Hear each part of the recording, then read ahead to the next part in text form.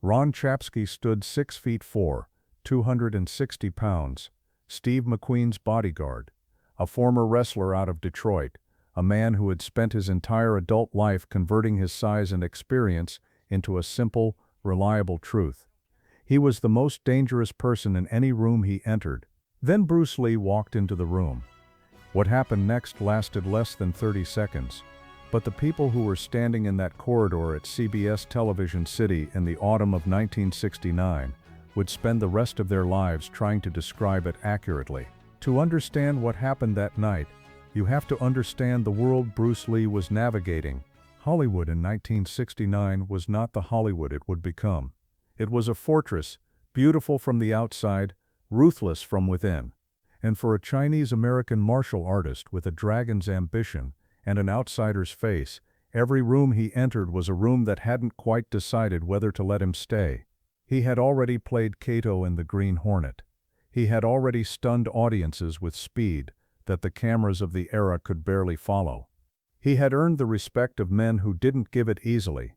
James Coburn, who spoke of Lee with something approaching reverence. Kareem Abdul-Jabbar, who towered over him by 2 feet, and yet stood before him like a student before a master.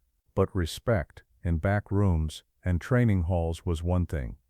The real Hollywood, the Hollywood of closed-door dinners and handshake deals, and the unspoken agreements that actually determined who made what, that was a different country entirely. And Bruce Lee in the autumn of 1969 was still standing at its border. The invitation came through Jay Sebring. Sebring was one of the most connected men in Los Angeles, the hairdresser to the stars, which in that world meant something far more than it sounds. The event was private, a gathering at CBS Television City, one of those evenings that the industry staged periodically for itself, a room full of producers and executives and talent and money, all circling each other with the particular choreography of people who have something to offer and something to protect. No cameras, no press. The kind of night where the real conversations happened in the margins, between the handshakes and the glasses of scotch. Lee arrived in a dark jacket, his posture carrying the particular quality it always carried. Not aggressive, not deferential, but completely present. As if he had decided, somewhere early in his life, that the only honest way to enter a room was to enter it fully. He knew almost no one there. That was in some ways the point. In Hollywood circles, Ron the Mountain Chapski was not a name people said lightly. He stood 6 feet 4 inches in his boots and carried 260 pounds on a frame that looked like it had been engineered rather than born. His hands were the size of dinner plates. His neck was wider than most men's thighs. But it was not his size that made people step back. It was his eyes, cold, calculating. The eyes of a man who had learned very early in life that the world was divided into threats and non-threats, and that the only safe assumption was to treat everything as the former until proven otherwise. Chapski had grown up in Detroit's East Side, the kind of neighborhood where you either learned to handle yourself or you didn't last long. He had learned. Wrestling found him in his late teens, a natural fit for a body built like a medieval siege weapon. He compiled a record that impressed coaches who had seen everything, and he carried himself through those years without a single acknowledged loss. Vietnam came and went.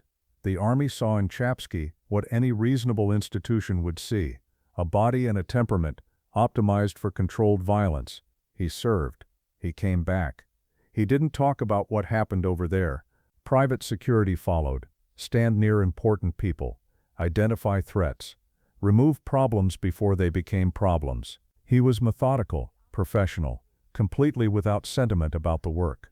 Steve McQueen, who was perceptive about people in the way that truly physical men often are, had sized Chapski up in about 30 seconds at their first meeting and decided he was exactly what he needed. That evening at CBS, Chapski was positioned where he always was, close to McQueen, eyes moving, assessing every new variable that entered the room. Bruce Lee was a new variable. Chapski noticed Lee the moment he walked in. He cataloged him the way he cataloged everything, quickly, efficiently, with the practiced eye of a man who had spent years turning observations into threat assessments. 5 feet 7, 135 pounds, maybe less. The build of a swimmer, lean and economical, nothing that registered on first scan as a concern. But something made Chapski look again. It wasn't anything he could have articulated to anyone who asked. It was the quality of the way Lee moved through the room, not with the social performance of a man working a crowd, not with the studied ease of a man trying to appear relaxed, but with something quieter and stranger. A total absence of wasted motion. Every step placed exactly, every gesture contained, as if between his intention and its physical expression, there existed no gap whatsoever. Chapski had seen trained men his whole life. He had seen boxers and wrestlers and soldiers, and the particular category of men the Los Angeles underworld produced, men who carried violence in them, the way a battery carries charge. He thought he could read any of them. Lee was different, in a way that didn't fit any category. He filed this away, and said nothing. The evening moved the way those evenings always moved. Cocktails, introductions, the gradual sorting of people into their natural clusters. Lee navigated it carefully. He was charming when charm was useful, and quiet when quiet was useful, and he had the gift, rare in that room full of performers, of making the person he was speaking with feel as though they were the only interesting person in the space. He was introduced to McQueen somewhere around the second hour. McQueen looked at him with the direct appraisal that was his signature, that flat, undeceivable assessment that had made him one of the few genuine stars of the era, a man whose authenticity the camera could not fake and could not hide. He had heard of Lee, more than heard in the circles he moved through. Lee's name came up in a particular way, spoken with a register that McQueen had learned over years to pay attention to. They talked for 20 minutes. The conversation moved from film to philosophy to the nature of physical discipline in a way that surprised both of them. And at the end of it, McQueen said something that Lee would remember for the rest of his life. "You think differently than anyone I've talked to in this building. I don't know what that's worth in here, but it's worth something." Chapski stood 6 feet away through all of it. He watched Lee. He watched the way McQueen leaned forward, the way the conversation drew in a small orbit of others who sensed something worth witnessing. He watched, and the thing that had made him look twice when Lee entered the room continued to trouble him in a way he found difficult to set aside. He needed to know what it was. The provocation began with small things, a shift in his positioning that placed him directly in Lee's path as the group moved toward the bar. A comment delivered to the man standing next to him, loud enough, barely for Lee to catch, questioning whether the kind of fighting demonstrated on television had any relationship to what actually happened when a real man threw a real punch. Lee heard it. He showed nothing. This unsettled Chapski more than anger would have. He was accustomed to a world where challenges had predictable responses, where men either backed down or escalated, and either outcome confirmed the hierarchy he had spent his life constructing and defending. What Lee was doing, this absolute refusal to engage with the provocation, this serene continuation of his own presence, disrupted that logic in a way Chapski couldn't process. Was it confidence? Was it obliviousness? Was it something else entirely? Over the next hour, the provocations grew more direct. A brief exchange near the entrance to the main hall, where Chapski stepped into Lee's line of movement and let the pause extend a beat past what courtesy allowed. A remark, this time delivered with less subtlety, about the difference between demonstration fighters and men who had been tested in real conditions. Lee turned and looked at him. It was not an angry look. It was not a frightened look. It was something steadier than either of those, an unhurried evaluation, the look of a man who had taken the full measure of a situation and was deciding, calmly, what to do with that information. "What kind of testing did you have in mind?" Lee said. The room around them had narrowed. The cocktail party chatter continued a few feet away, but in their immediate vicinity, a pocket of attention had formed. 3 men near the wall had stopped their conversation. 2 others had drifted closer without quite acknowledging that they had done so. Chapski smiled. "The kind that settles questions," he said. What followed was agreed upon, in its broad outlines, by every person who witnessed it. The details, as always, varied in the telling, but on the essential facts, The accounts were consistent. They moved into the corridor adjacent to the main hall, one of CBS Television City's wide service passages, fluorescent lit, industrial, the kind of space that exists in the backstage of every glamorous institution to remind you of what the glamour requires to function.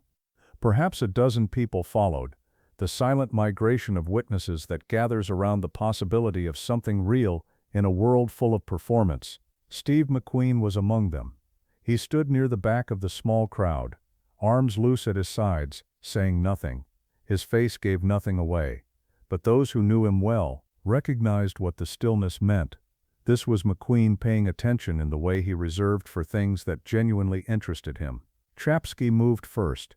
He had decided before they entered the corridor that he would not give Lee the advantage of timing, that the only way to handle a man whose qualities he couldn't categorize was to impose his own terms from the first instant. He came forward with the full commitment of his 260 pounds, one enormous hand driving toward Lee's collar, the other loading for a strike that had ended encounters with larger men than the one standing before him. What happened next was too fast for any untrained eye to fully decompose. Later, the witnesses would compare impressions the way witnesses always do, searching for a shared language for something that had resisted language in the moment it occurred. What they agreed on: Lee's body moved in a way that seemed to remove him from the vector of Chapski's momentum without opposing it. There was contact, several points of it, rapid, precise, located at positions that none of them could quite identify in retrospect. And then there was the sound of Ron the Mountain Chapski, 260 pounds of engineered force, a man who had never lost, meeting the floor. He lay face up, staring at the ceiling. The expression on his face was not pain, not anger, not the performance of defeat. It was the expression of a man standing in the ruins of a certainty he had not known he possessed until the moment it was taken from him. The corridor was absolutely silent. Bruce Lee stood over him. For a moment, he didn't move. He stood there with the same even quality he had carried through the entire exchange. Not triumphant, not relieved, not performing anything for the audience behind him. He seemed to those who watched to simply be present in the moment, as completely and quietly as he had been present in every moment that preceded it. Then he reached down. He extended his hand to Chapski. Not a gesture, or rather, not a gesture designed for the people watching. He simply reached down, the way you reach for something that has fallen and needs to be returned to where it belongs. Chapski looked at the hand. A long moment passed. He took it. Lee brought him to his feet. And when Chapski was standing, Lee held his gaze for a moment and said two things, quietly, in the particular register of a man speaking only to the person in front of him. You came forward without hesitating. That takes courage. He paused. But you were fighting to prove something. That's always the first problem. Steve McQueen had not moved from where he stood. Now, in the silence that followed, something shifted in his face. Not immediately. The change came the way real things change, gradually, and then all at once. And then he laughed. It was not a social laugh. It was not the performance of amusement that filled that building on most evenings. It was the laugh of a man who has just seen something confirm a belief he had held privately and without sufficient evidence, and who cannot contain the satisfaction of that confirmation. He walked forward. He put a hand on Lee's shoulder, a gesture that in that room, on that night, carried a weight that everyone present could feel, even if they couldn't have explained it. McQueen had a particular kind of authority in Hollywood. Not the authority of position or money, though he had both. The authority of a man whose judgment people trusted because he had never been observed to perform it. I tried to tell people, he said, quietly. Not to Lee, to the corridor, to the witnesses, to the air itself. He looked at Chapski, who was standing with the particular stillness of a man recalibrating from the inside out. There was no mockery in McQueen's look. He understood physical men.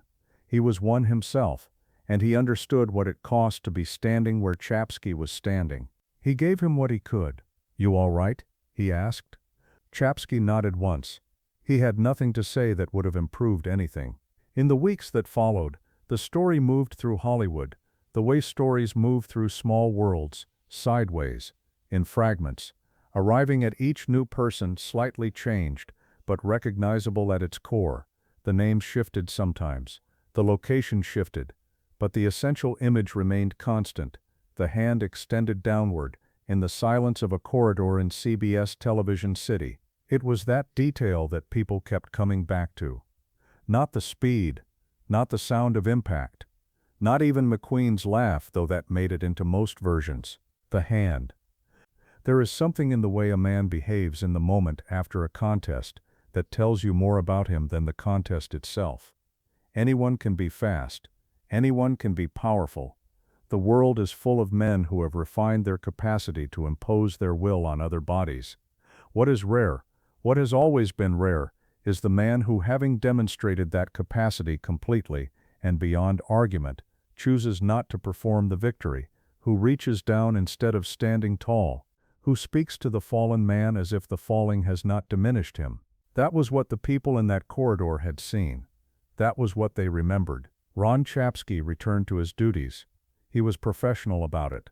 That was consistent with everything he had ever been. He said nothing about the corridor and the witnesses, perhaps out of a collective sense that some things are better left uncommented upon, followed his lead. But those who worked near him in the months that followed noticed something. A quality of attention when certain subjects came up.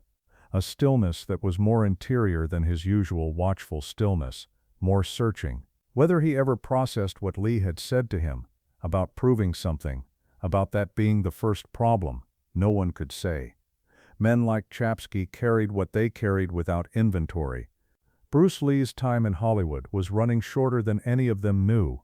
Within a few years he would find in Hong Kong the canvas large enough for what he had always been trying to do. He would make films that changed the world's relationship to the moving human body. He would become something that outgrew every category available to contain it. And then at 32, he would be gone. The mystery of his death, a man in the absolute peak of physical condition, brought down by something that remains disputed to the present day, struck everyone who had known him as cosmically wrong, as if the universe had made an error it could not correct. Steve McQueen was one of those people. He spoke of Lee's death with a grief that was quiet and persistent, the grief of a man who has lost something that cannot be replaced because nothing else was ever quite like it. He kept a photograph. He talked about him to his children. He described him, more than once, as the most remarkable person he had ever met. And this was a man who had met most of the remarkable people of his era. He had said something to Lee that night, as the corridor emptied, and the party behind them reassembled itself into normalcy. Something that he repeated afterward, in different forms, to different people, over the years. "I knew what you were," McQueen had said. "I just needed everyone else to see it." By the time Bruce Lee left Hollywood for Hong Kong, most of the people in that corridor had moved on. The industry kept turning, the parties kept happening, and the small private moments that shape a life rarely announce themselves as such. But something was deposited that night, in Chapski, in McQueen, in the handful of people who watched from the edges, something that had no clean name but kept its shape across years, the image of a man who had been given the moment to stand over someone and had chosen instead to kneel. Power, Lee understood, was cheapest when it was displayed. It was worth something only when it was offered.